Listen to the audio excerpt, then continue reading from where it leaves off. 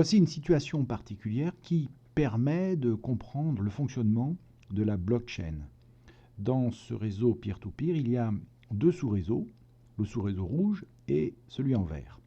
Au début, ces deux sous-réseaux ont reçu la même transaction, T0. Et ce qu'il faut savoir, c'est que dans ce type de réseau, qui est très large, pour lequel les ordinateurs sont répartis sur l'ensemble de la planète, les informations ne circulent pas instantanément. Et les informations peuvent être différentes à un moment donné, avant qu'il y ait eu synchronisation.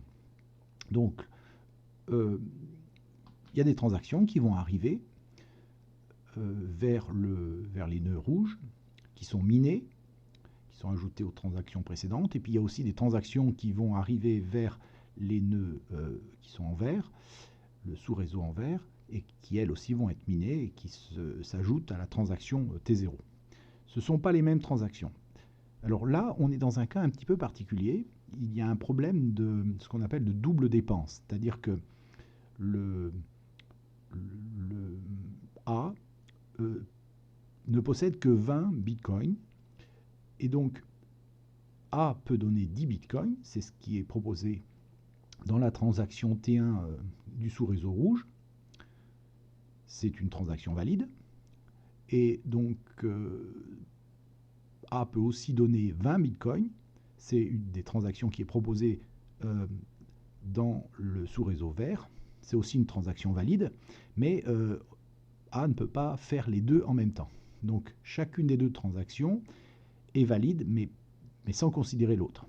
Ce qui fait que ces deux transactions ne vont pas être gênantes pour le moment.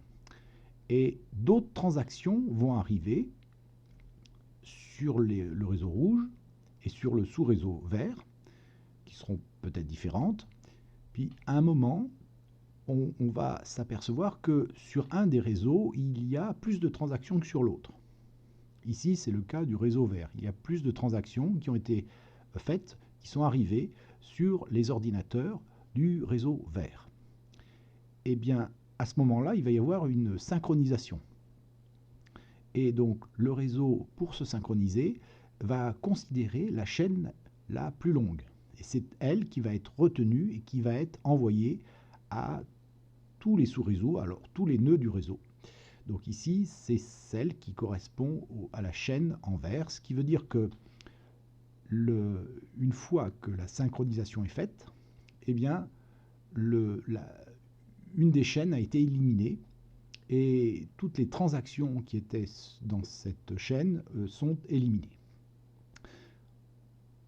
La norme pour le Bitcoin, c'est d'attendre au moins 6 blocs validés après une transaction pour considérer qu'elle a été bien prise en compte.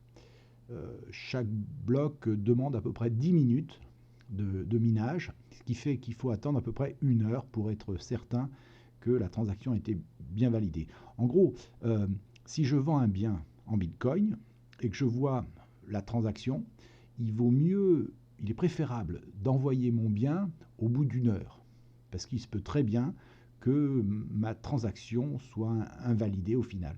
Donc il faut que j'attende au moins 1 heure que le réseau se soit stabilisé, qu'il soit bien synchronisé.